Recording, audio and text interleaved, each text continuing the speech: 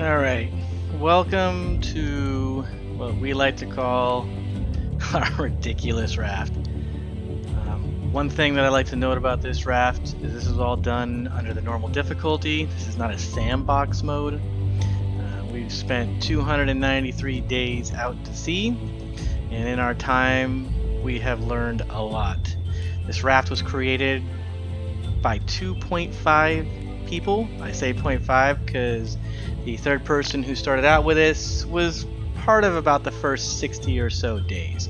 And they did help us kind of get this thing going, but the last couple hundred days have been purely between two people, myself and another.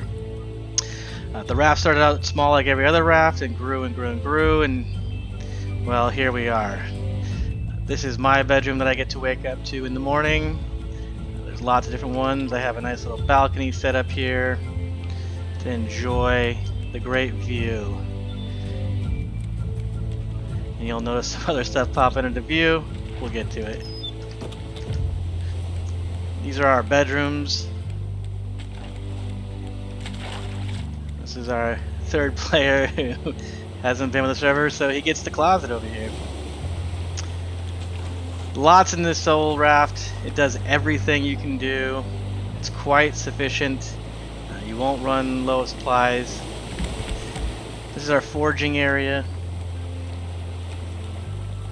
We have a plethora of supplies across the board as we make sure to always stop at every island.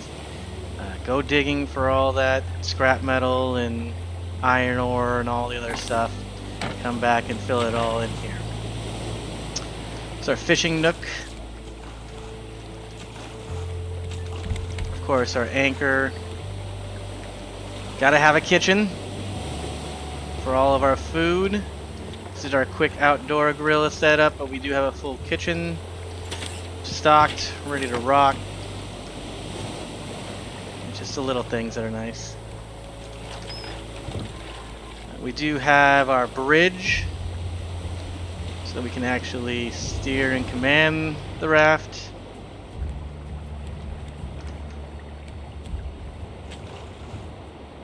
From here you can see a pretty great view of our cell system.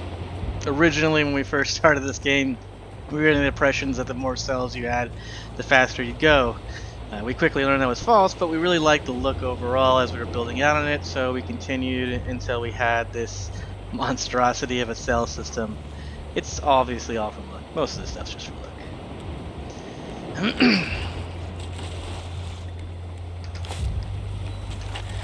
Of course, the big thing in raft is collecting supplies, and so right away these nets are one of the most important things you can do as you're sailing along.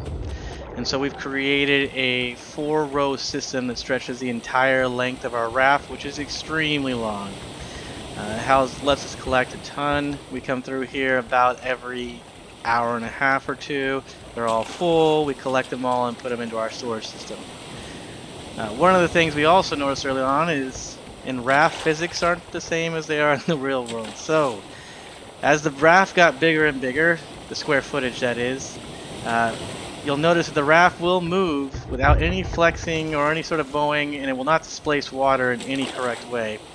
So the first floor used to be where everything was on, and it became apparent that as we go through these heavy seas at times, it constantly floods with water. This can get quite annoying, so we decided to move to a second story for the majority of our wares, while keeping the engineering sections and other sections down below.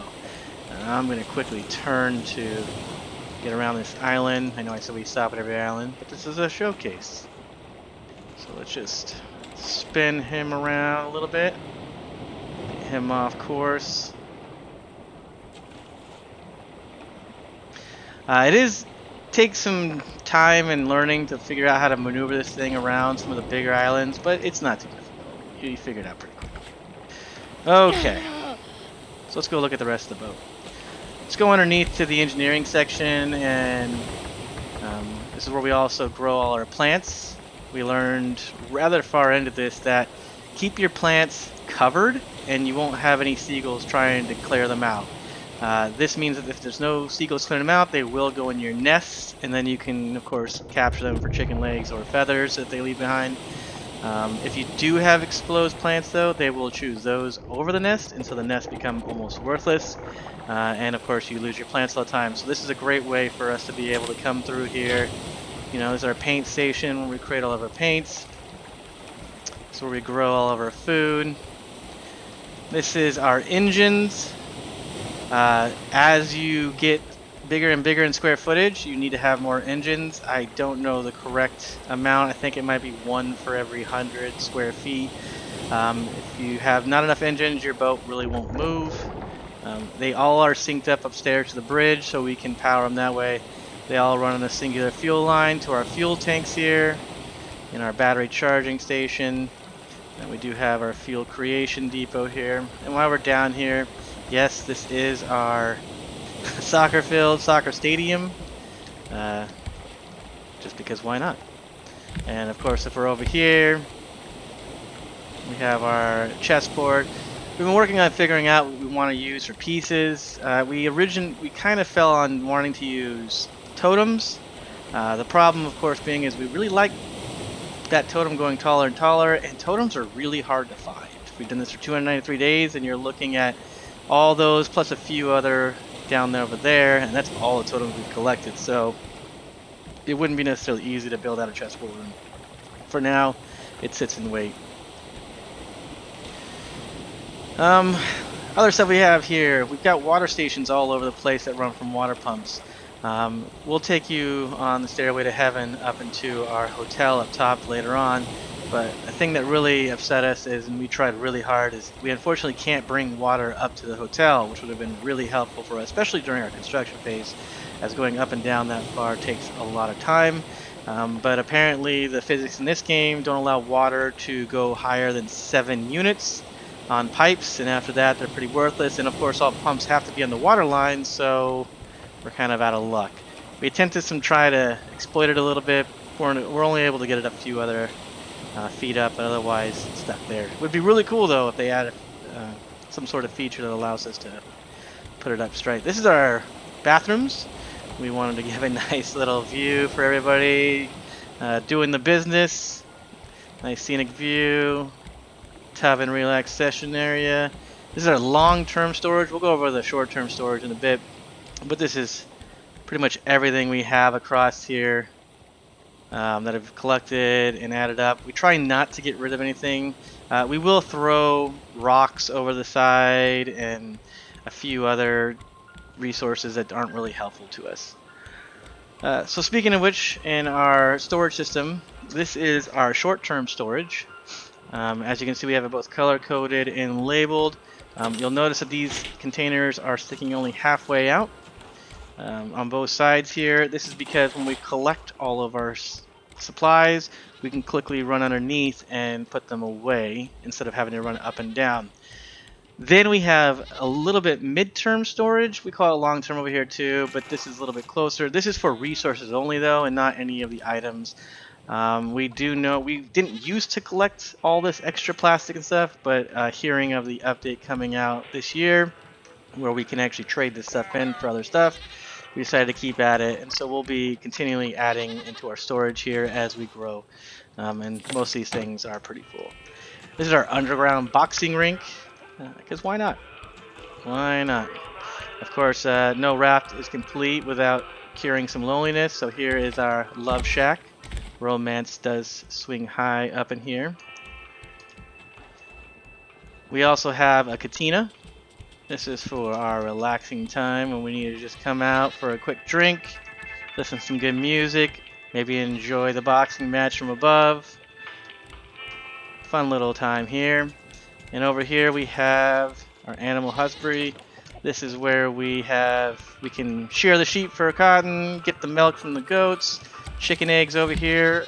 All of the water systems are automated, and we do have a battery closet over here for changing out all the batteries when they're dead.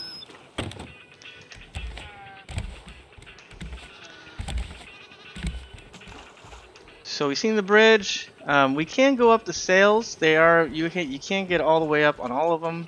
But instead of taking that long time going up there, we usually just use this ladder right here that goes all the way up to the start of our stairway.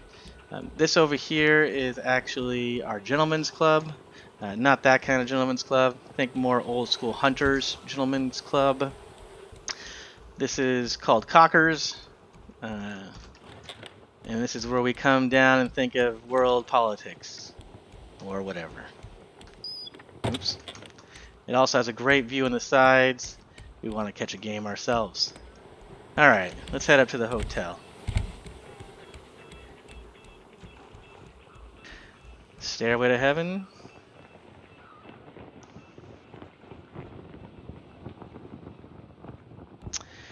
Now eventually we do want to make this really pretty. We'll probably, of course, upgrade all the wood. We'll add paint, maybe some decorations around it and other artwork.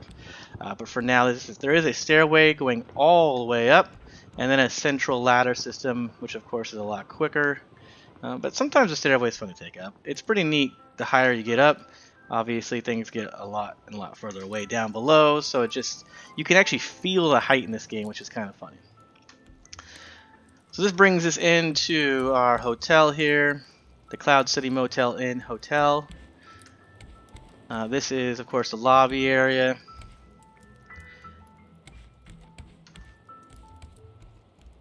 We have 4 rooms on the second floor. We've done recessed lighting for all of the lights in these rooms so they don't hang too low.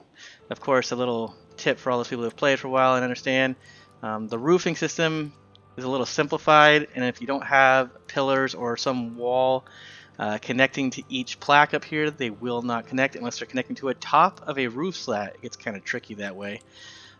So what we do to not have to put pillars in the middle of the room here is we can raise the roof system and trap it in, but it also allows for a nice recess area. This is our suite up here for the more luxurious rich people that want to come through our hotel. The final room right here, of course, is a nice large 1-bed suite, but it's still nice. And of course, our restroom area for all of them. We'd like a nice view of the outside too. And then we do have, get some little fluid up in here. This is why we'd love to have water pumped up to here. We do have all these coolers full of water. In case we are up here working and run out, we don't have to zip all the way back down to get some and then come all the way back up. But this is our rooftop cabana, I guess you would want to call it. It's nice for getting out here, as we do have the sun setting here pretty soon. There's an island way down there. That's a beautiful sunset tonight. And then this right here, this little tool. This is how, if we want to, we can get to the top of some of the biggest islands instantly without having to run all the way up. We just position the raft to the side of the hill or mountain, and then we can come up here and usually just jump right onto the top of the island. It gives us quick access because, as you guys know, the top of the islands usually have some of the better gear, better items. And we can quickly pillage those. Treasure maps will usually showcase stuff up there. Anyway, that's the hotel. We can get a quick zip line on back down here to the bridge. This is great for us if we're working up there. If we need to make a course correction real quick, we can jump on down here. Anyway, it's pretty cool. This is our raft. This was done all by hand, not sandbox mode. All resources pillaged and gathered correctly, no cheats, and we're just looking forward to more content to add on to this, hopefully coming in the near future. Thanks, guys.